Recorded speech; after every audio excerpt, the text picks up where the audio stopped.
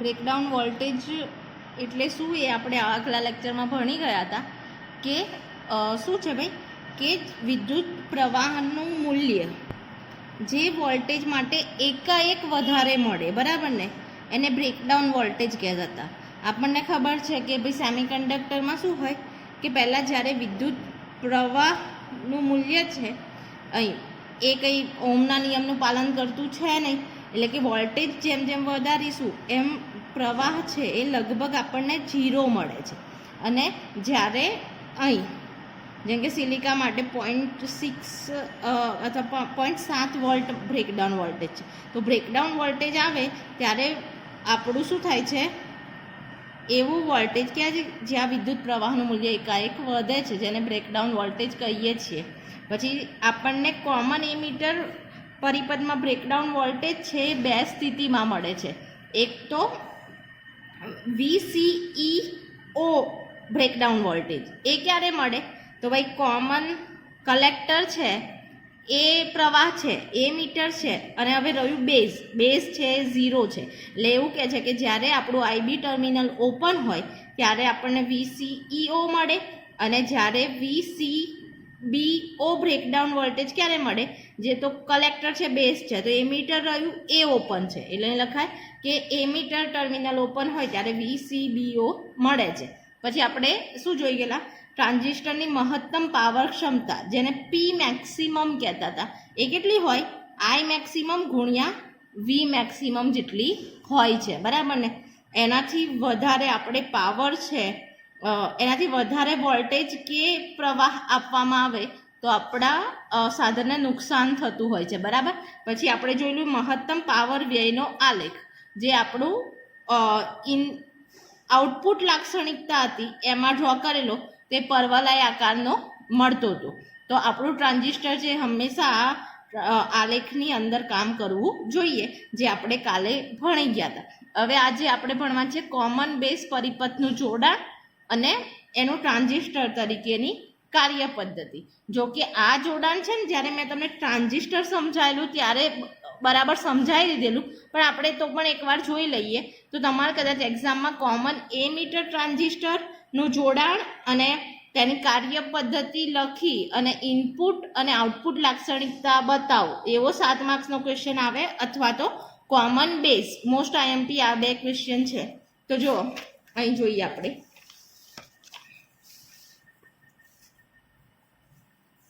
Common base પરિપથ, બરાબર. આમ હમણાં સાદી જોડાણ માટે સાદી આકૃતિ આપણે દોરીએ તો ચાલે, લાક્ષણિકતા માટે પેલો પૂરો પરિપથ તમારે ડ્રો કરવાનો. તો અહીં લખીએ આપણે કોમન બેઝ પરિપથ અથવા તો એમ્પ્લીફાયર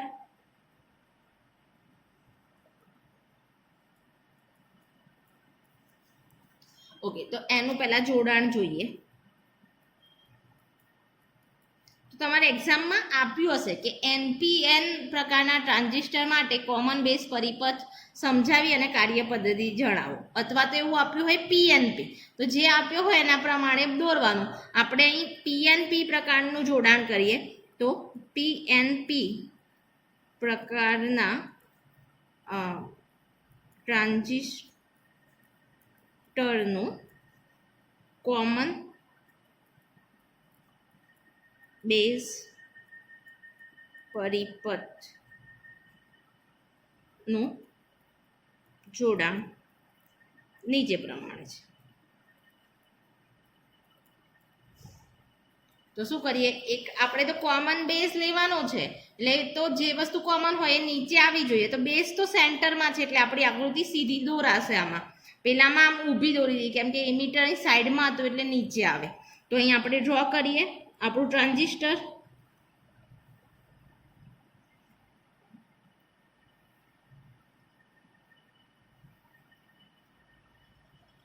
અહીં એ મીટર હશે,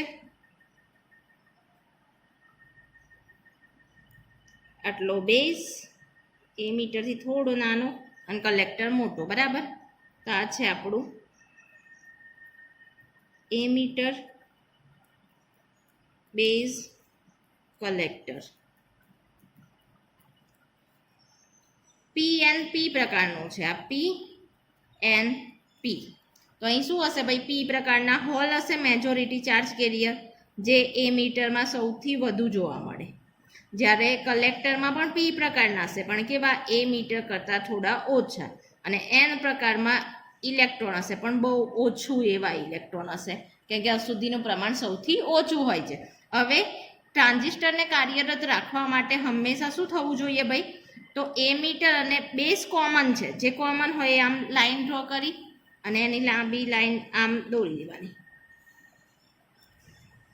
તો હંમેશા ટ્રાન્ઝિસ્ટરને કાર્યરત રાખવા માટે શું કરવું પડે એમીટર અને બેઝ જંક્શન છે એ ફોરવર્ડ બાયસમાં હોવું જોઈએ તો અહીં આપણે પહેલાં અવરોધ જોડીને પછી જોડીએ તો પણ ચાલે અહીં અવરોધ જોડવામાં આવે છે ને પછી બેટરી જોડવામાં આવે છે બરાબર અને એ જ રીતે અહીં કલેક્ટર છે રિવર્સ બાયસમાં બેટરી સાથે જોડાણ થાય તો અહીં આપણે એક અવરોધ જોડીશું જે કંટ્રોલ કરે છે આપણા વોલ્ટેજને અને અહીં બેટરી જોડીશું બરાબર તો અહીં ફોરવર્ડ બાયસ જોડવા માટે શું થવું જોઈએ તો આ પોઝિટિવ છે તો પોઝિટિવ અને નેગેટિવ ધ્રુવ નેગેટિવ સાથે તો અહીં છે પ્લસ અને અહીં છે માઇનસ તો આ બેટરી કઈ કહેવાય એમીટર સાથે હવે બેઝ તો કોમન છે એટલે એનું કંઈ નહીં તો આ બેટરી આપણે એમીટર માટે છે એટલે એને લખીશું VEE તમારા બુકમાં VBB ભૂલથી લખેલી છે પણ જેમ કે આપણું કોમન એમીટર હતું ને તો એમીટર કોમન હતું એટલે બેઝ પ્રવાહ અંદર જતો હતો એટલે અહીં લખ્યું હતું VBB અને આ તો કલેક્ટરની બેટરી છે એટલે VCC હશે પણ એ રિવર્સ બાયસ તો આ પ્લસ છે તો અહીં શું આવે માઇનસ પછી પ્લસ માઇનસ અને પ્લસ આપણને ખબર છે કે શું કરીએ ભાઈ કે રિવર્સ બાયસમાં વોલ્ટેજ વધારે આપવામાં આવે છે બરાબર ને એટલે બે બેટરી જોડીએ છીએ અહીં લખાય VCC બરાબર અને આ બંને વચ્ચેનો વોલ્ટેજ છે એને અહીં લખીશું માપીએ આપણે તો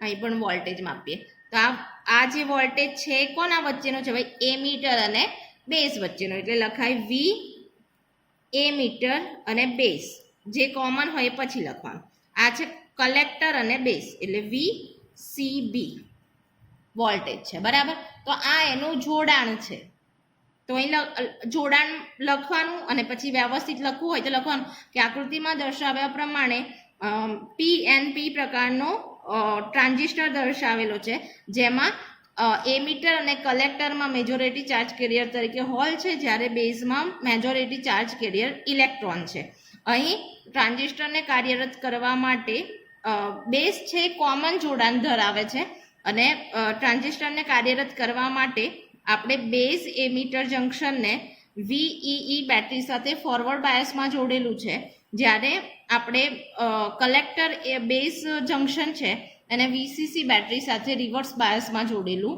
છે આ એનું જોડાણ દર્શાવવાનું અને એની વાત કહી દેવાની બરાબર કે કેવી રીતે જોડ્યું છે પછી તમારે આવે કાર્ય પદ્ધતિ તો કાર્ય પદ્ધતિ એટલે કેવી રીતે આમાં કાર્ય થાય છે તો તમે પહેલાં બી જોઈ જ ગયા છો ટ્રાન્ઝિસ્ટરનું કાર્ય છે આપણે કોમન બેઝ માટે જ જોયું હતું તો પણ લખવાનું કે આકૃતિમાં દર્શાવ્યા પ્રમાણે એમીટર બેઝ જંક્શન છે જે VEE બેટરી સાથે ફોરવર્ડ બાયસમાં જોડેલું છે તો માટે VEE બેટરીની અસર હેઠળ આપણું એમીટર બેઝ જંક્શન છે એ ફોરવર્ડ બાયસમાં હોવાથી આના ડેપ્લેશન સ્તરની પહોળાઈ શું થાય છે ઘટે છે ફોરવર્ડ બાયસ હોય તો બરાબર ને તો ઘટવાને કારણે સહેલાઈથી આપણા મેજોરિટી ચાર્જ કેરિયર એમીટરના મેજોરિટી ચાર્જ કેરિયર એટલે હોલ છે એ ક્યાં જશે બેઝમાં જશે અને આપણને પ્રવાહ આપશે અહીં IE પછી લખવાનું કે અહીં એમીટરમાંથી આવતા હોલ છે એ બેઝમાં થોડા એવા ઇલેક્ટ્રોન સાથે સંયોજાઈ અને આપણને IB પ્રવાહનું નિર્માણ કરે છે બરાબર જે માત્ર 2% જેટલા જ હોય છે પછી લખવાનું કે અહીં અને પછી VCCની બેટરીની અસર હેઠળ જે રિવર્સ બાયસમાં જોડેલી હોવાથી અહીં બેઝ અને કલેક્ટર વચ્ચેનું જંકશન છે રિવર્સ બાયસ છે, એટલે ડેપ્લેશન સ્તરની પહોળાઈ છે વધારે વધે છે, અને વધારે વધવાને કારણે અહીં બેઝમાં રહેલા મેજોરિટી ચાર્જ કેરિયર તો કોણ છે? ઇલેક્ટ્રોન છે. તો ઇલેક્ટ્રોન છે એ કલેક્ટરમાં ના જતા અહીંથી આવેલા એમીટરમાંથી આવેલા હોલ છે એ ક્યાં જશે? કલેક્ટરમાં જશે અને આપણને પ્રવાહ આપશે IC. બરાબર. તો લખવાનું પછી કે જેમ દર્શાવ્યું છે એમ કે એમીટરમાંથી આવતા હોલનું ખાલી માત્ર 2% જેટલું જ સંયોજન બેઝમાં થશે, બાકીના 98% જેટલા હોલ છે એ કલેક્ટરમાં જઈને IC પ્રવાહ આપે છે. માટે IC પ્રવાહ છે એ મિલી એમ્પિયરના ક્રમનો છે, IE છે એ પણ મિલી એમ્પિયરના ક્રમનો છે, પણ IB છે આપણને મળે છે માઇક્રો એમ્પિયરના ક્રમનો. માટે આપણે શું લખી શકીએ ભાઈ કે આપણને મળતો IE હતો બરાબર, એનાથી દાખલ કર્યું તો એ કોના જેટલો હતો? તો 2% જેટલો IB, એટલે IB અને 97% IC, એટલે IC ના સરવાળા જેટલું, જે ટ્રાન્ઝિસ્ટરનું કોમન સમીકરણ છે. ખબર પડી? તો આટલું તમારે વ્યવસ્થિત લખવાનું, જે આપણે પહેલા પણ જોઈ ગયા. તમને એકવાર કોમન એમીટર આવડ્યું ને એટલે બધું જ આવડી જાય. સિમિલર જ મેથડ છે. તો આ કાર્ય પદ્ધતિ, ટ્રાન્ઝિસ્ટર અને તેની કાર્ય પદ્ધતિ આપણે જોઈ. હવે છે ને ઇનપુટ આઉટપુટ લાક્ષણિકતા બી જોઈ લઈશું, કેમ કે તમે ડીપમાં ભણી જ ગયેલા છો, એટલે હવે સમજતા તમને વાર નહીં લાગે. તો જો આજે આપણે ઇનપુટ જ જોઈએ, પછી આઉટપુટ કાલે જોઈશું એવું હશે તો. અહીં જો કે કોમન બેઝ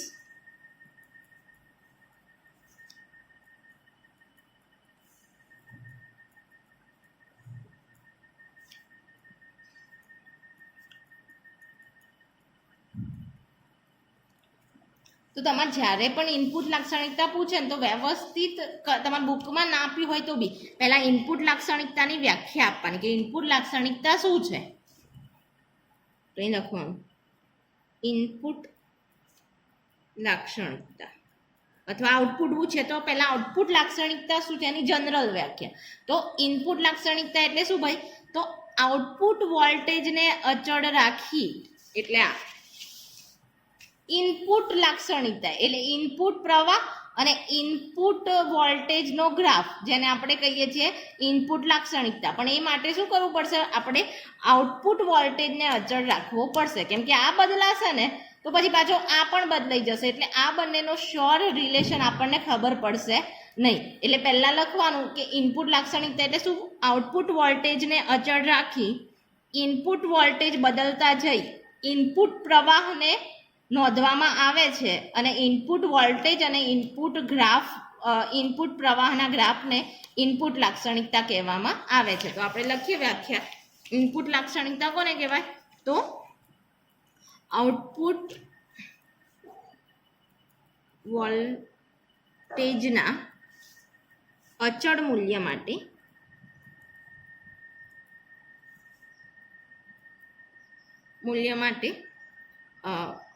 ઇનપુટ વોલ્ટેજ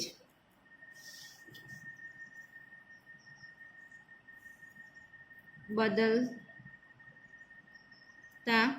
જઈ ઇનપુટ પ્રવાહ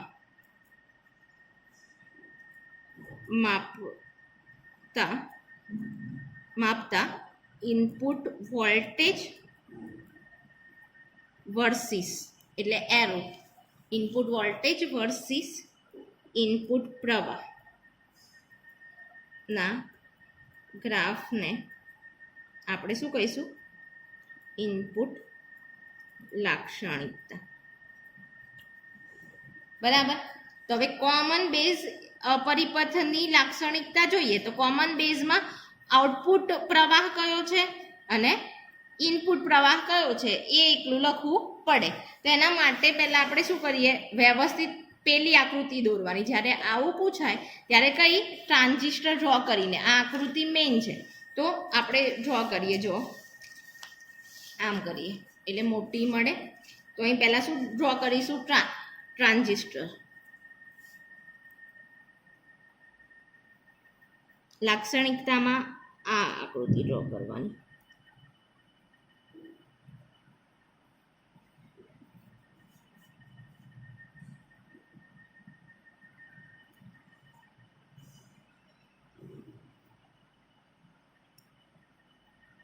હવે જુઓ, અહીં આપણે આવી આકૃતિ ડ્રો કરી શકીએ નહીં, કેમ કે આપણે બેઝને શું કરવું છે, કોમન લેવાનું છે. એટલે દર વખતે જો મને ભૂલ પડે, પણ તમારે ધ્યાન રાખવાનું, આ છે કેવી હોવી જોઈએ, નીચે. જે બેઝ છે એ નીચે હોવું જોઈએ. આ તો આપણે એ મીટર કોમન કરી દઈશું, બરાબર. તો આપણે આકૃતિ ડ્રો કરીશું, અહીં ડ્રો કરીએ, અહીં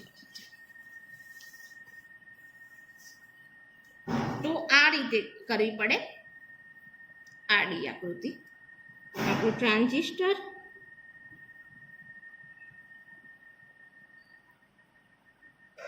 તો બેઝ કોમન છે એટલે આમ દોરીશું. તો આપણું બેઝ જે કોમન થઈ જશે, બરાબર. જે કોમન હોય એને આમ આડી લાઈન છે એક લાંબી ખેંચી જ દેવાની બે બાજુ. હવે આ છે બેઝ, અહીં છે એમીટર, આ બાજુ કલેક્ટર. આ એમીટર, આ બાજુ કલેક્ટર. હવે આપણું છે આ કયું છે, પીએનપી પ્રકારનું ટ્રાન્ઝિસ્ટર. પીએનપીમાં એટલે પેઠ્યો, એટલે આ એરો એમીટરનો એરો હશે એ અંદર જતી દિશામાં હશે, બરાબર. તો આ છે પી, આ એન પી પ્રકારનું ટ્રાન્ઝિસ્ટર છે. હવે શું જોડીએ છે, દર વખતે આપણને ખબર છે કે અહીં પહેલાં મારે શું માપવું પડે કે અહીં કેટલો પ્રવાહ અંદર જાય છે. એટલે મારે અહીં શું કરવું પડે, પ્રવાહ માપવા માટે એમીટર મૂકવા પડે. તો અહીં એમીટર મૂકીએ, બરાબર. આ માપશે આઈ ઈ. અહીં કેટલો પ્રવાહ જાય છે એટલે અહીં મારે મૂકવું જોઈએ, તો રહી ગયું, પણ ધ્યાન રાખજો. તો અહીં માપાશે આઈ બી, અને અહીં આપણે મૂકીશું તો અહીં મપાશે આઈ સી. પણ અહીં કયું એમીટર મૂકવું પડશે, મિલી એમ્પિયરના ક્રમનું મૂકવું પડશે, બરાબર ને. અને અહીં માઇક્રો એમ્પિયરના ક્રમનું મૂકવું પડે, એક્ઝામમાં બી આવે તો જોડાણમાં. અહીં આપણને ખબર છે આ છે મિલી એમ્પિયરના ક્રમનું, એટલે અહીં માઇક્રો એમ્પિયરનો પ્રવાહ વહે છે. એટલે હવે બીજું કે પછી મારે શું જોડવું પડે કે વોલ્ટેજ બદલતા જવા માટે મારે અવરોધ જોડવો પડે. એટલે હું અહીંથી આગળ લઈ જઈશ, આમ અહીં રિયોસ્ટેટ જોડે આપણે જોડીશું, જેના કારણે અવરોધ બદલાશે, એટલે આ બંને છેડા વચ્ચેનો વોલ્ટેજ બદલાશે, એટલે પ્રવાહ બદલાશે. એટલે આ ને આ છેડા વચ્ચેનો વોલ્ટેજ છે એને શું કહીશું, વિદ્યુત સ્થિતિમાનનો તફાવત. અહીં વોલ્ટમીટર મૂકીએ કે જેથી કરીને આ બે છેડા વચ્ચેનો અથવા તો આપણને બેઝ અને કલેક્ટર વચ્ચેનો વોલ્ટેજ મળે, જેને કહીએ વી. કલેક્ટર કોમન છે બેઝ, એટલે વી સી બી. એ જ રીતે આપણે અહીં વોલ્ટમીટર મૂકીએ આ બે વચ્ચે, એટલે એ મીટર અને બેઝ વચ્ચેનો વોલ્ટેજ માપવો હોય તો અહીં, એટલે આ હશે વી, પછી એ મીટર અને બેઝ. એ મીટર છે અને બેઝ છે, એટલે વી ઈ બી. પછી અહીં આપણે રિયોસ્ટેટ જોડવાનું છે, અવરોધ, કે જેથી કરીને આને આપણે કંટ્રોલ કરી શકીએ, બરાબર. તો અહીં અવરોધ માટે અહીં એક બીજો તાર ખેંચવો પડે, કેમ કે અવરોધ સમાંતરમાં મૂકીએ છીએ આપણે વોલ્ટેજ બેટરી સાથે, બરાબર ને. તો અહીં અવરોધ જોડીએ આમ, અને અહીં આપણી બેટરી હશે સમાંતરમાં, બરાબર. તો આ જે અવરોધ છે એને કહીએ R1, બરાબર. અને અહીં પણ અવરોધ એવો જોડવો પડશે,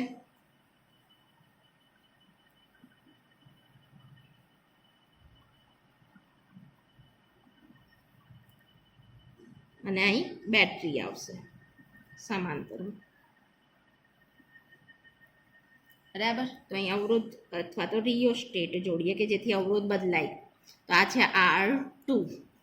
અને અહીં જે બેટરી છે પહેલા એ કેવી હોય, ફોરવર્ડ બાયસ, એ મીટર અને બેઝની. એટલે ફોરવર્ડ બાયસ એટલે શું, આ છે પી પ્રકારનું. એટલે પી હોય તો પોઝિટિવ જ આ બાજુ છેડો આવે, એટલે અહીં મોટો લાઈન જે પોઝિટિવ, અને આ બાજુ નેગેટિવ એટલે નાની લાઈન, બરાબર ને. આ બેટરી એ મીટર સાથે જોડી છે એટલે વી બેટરી.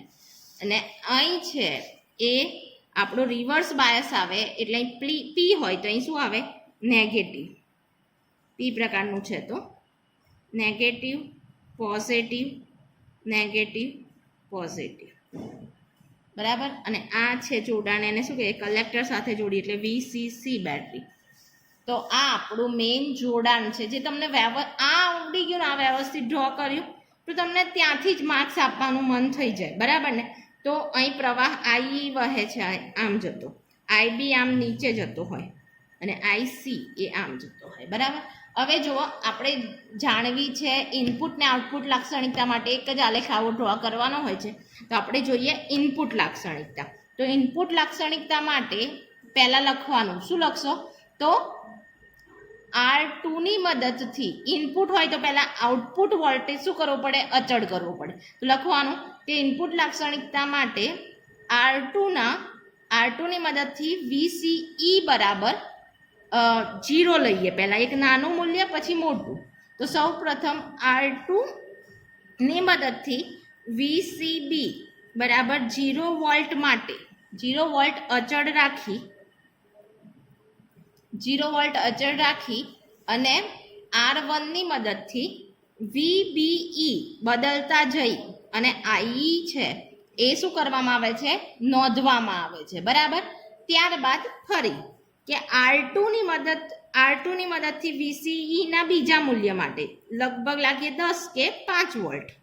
તો અહીં VBE 5 વોલ્ટ કરી અને ત્યારબાદ ફરી કે VBE ના મૂલ્યો બદલી, R1 ની મદદથી VBE ના મૂલ્યો બદલી અને IE નોંધવામાં આવે છે. અને જે મળેલા રીડિંગની મદદથી આપણે ઇનપુટ પ્રવાહ અને ઇનપુટ વોલ્ટેજનો ગ્રાફ આપણે ડ્રો કરીએ છીએ, બરાબર. તો આ એની લાક્ષણિકતા કે શું કરીએ છીએ આપણે કે અહીં એકવાર તો શું કરીએ છીએ, તો ઇનપુટ વોલ્ટેજના અચળ મૂલ્ય માટે એટલે કે VCB ના અચળ મૂલ્ય માટે VEB ને બદલતા જઈ અને IB ના મૂલ્યો નોંધીએ છીએ, જેમાં એકવાર આને 0 લઈએ ન્યૂનતમ મૂલ્ય માટે અને પછી લઈએ થોડું વધારે મૂલ્ય 5 10 ગમે તે માટે. તો પહેલા જોઈ લો તો શું થશે ભાઈ લાક્ષણિકતામાં, તો પહેલી કન્ડિશનમાં તો આપણે અહીં વોલ્ટેજ 0 રાખીએ છીએ. આ વોલ્ટેજ 0 ઇન ધ સેન્સ પ્રવાહ પણ IC 0, એટલે આટલું જે તંત્ર છે એ કશું કાર્યરત છે નહીં. એવી કન્ડિશનમાં ખાલી આપણું આટલું જ સર્કિટ કાર્યરત છે. માટે આ વખતે ખાલી એક જ જંક્શન કાર્યરત છે P અને N પ્રકારનો. એટલે અહીં જ્યારે VCB 0 રાખીશું ત્યારે આપણને જે લાક્ષણિકતા મળશે એ કેવી મળશે ભાઈ, તો ખાલી માત્ર ટ્રાન્ઝિસ્ટરની લાક્ષણિકતા નહીં મળે, પણ ખાલી PN જંક્શનની લાક્ષણિકતા જેવી જ મળશે. એટલે અહીં ગ્રાફ ડ્રો કરીએ તો અહીં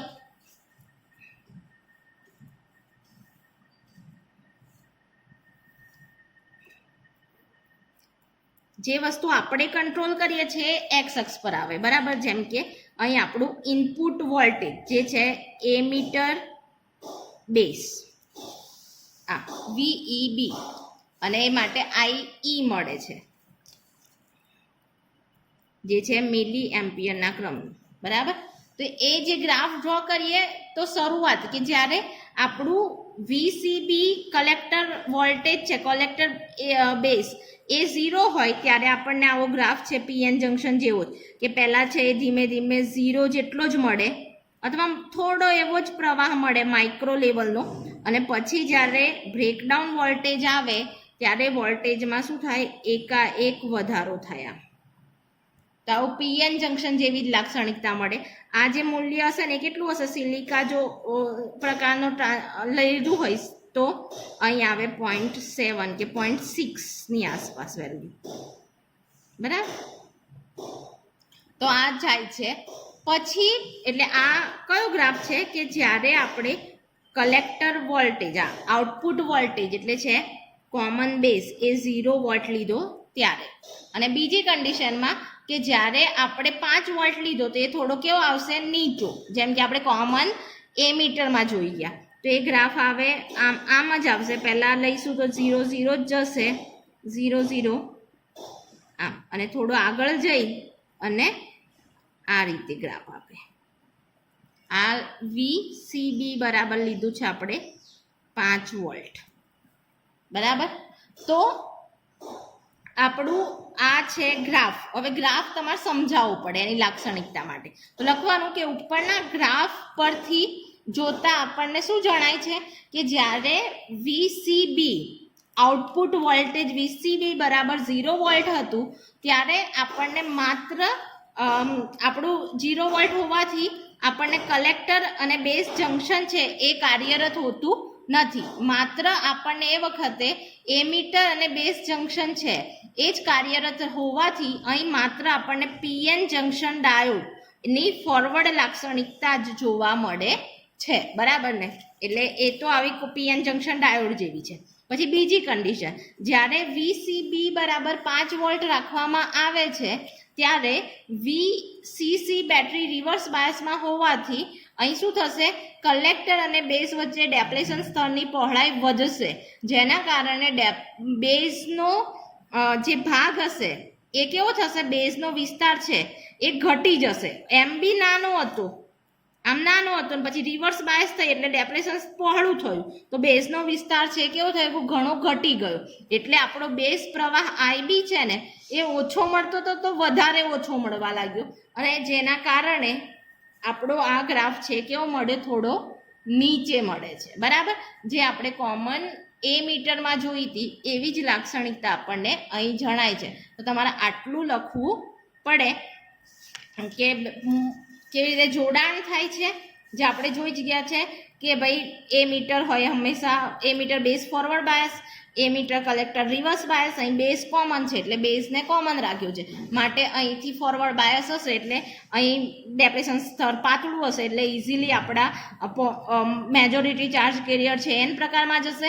એન પ્રકારમાં જઈ અને 2% સાથે સંયોજાઈને બેઝ પ્રવાહ આઈબી આપે છે. આઈસી રિવર્સ બાયસમાં છે એટલે અહીં શું થશે ભાઈ? ડેપ્રેશન સ્તરની પહોળાઈ છે એ વધશે, જેથી કરીને અહીંના મેજોરિટી ચાર્જ કેરિયર ના જતા અહીંના માઇનોરિટી એટલે કયા? હોલ જે અહીંથી આવેલા છે એ જ એ ક્યાં જશે? કલેક્ટરમાં જશે અને આપણને પ્રવાહ આઈસી આપશે. એટલે લખી શકાય આઈ બરાબર આઈબી પ્લસ આઈસી. આ એની કાર્ય પદ્ધતિ. અને ત્યારબાદ છે કોમન એ મીટર પરિપથનું ઇનપુટ લાક્ષણિકતા, કે જ્યાં આપણે આવો ગ્રાફ દોર દેવાનો અને ઇનપુટ લાક્ષણિકતા એટલે શું? ઇનપુટ વોલ્ટેજ વર્સિસ આઈનો આલેખ, એને ઇનપુટ લાક્ષણિકતા કહેવાય છે. અને એના માટે આપણે શું કરવું પડે? આઉટપુટ વોલ્ટેજ છે એ અચળ રાખવાનું છે. તો પહેલાં R2ની મદદથી VCBને 0 વોલ્ટ રાખવાનો, ત્યારે આ VR1ની મદદથી VEBના અલગ અલગ મૂલ્યો માટે I નોંધવાનો, ત્યારે અને પછી લાસ્ટમાં VCBને 5 વોલ્ટ રાખી અને પછી પાછું આ પ્રયોગનું પુનરાવર્તન કરીએ છીએ. તો આપણને ગ્રાફ જે મળે છે એ કેવો મળે છે? આ પ્રકારનો. તો ગ્રાફ પરથી શું ખબર પડી કે જ્યારે વીસીબી 0 વોલ્ટ હોય ત્યારે આપણું કલેક્ટર જંકશન છે એ કશું કાર્યરત રાખતું નથી. તો માત્ર એમીટર અને બેઝ જંકશન છે એ ફોરવર્ડ ઈ બેટરી સાથે ફોરવર્ડ બાયસ છે એટલે ખાલી પીએન જંકશન ડાયોડ જેવી આપણને લાક્ષણિકતા મળે છે. અને ત્યારબાદ જ્યારે 5 વોલ્ટ રાખીએ ત્યારે રિવર્સ બાયસ વીસીસીની બેટરીની મદદથી અહીં આપણું બેઝ કલેક્ટર જંકશન છે એ રિવર્સ બાયસમાં થાય એટલે ડેપ્લેશન સ્તરની પહોળાઈ રિવર્સ બાયસમાં વધે છે એટલે બેઝનો ભાગ છે બહુ નાનો થઈ જાય અને જેના કારણે આઈબી ઘટે છે. માટે આ ગ્રાફ આ બાજુ નહીં આવતો પણ થોડો નીચે આવે છે. તો આ આપણી છે ઇનપુટ લાક્ષણિકતા. કાલે આપણે આઉટપુટ લાક્ષણિકતા વિશે ચર્ચા કરીશું. તમે વ્યવસ્થિત વાંચજો. બરાબર?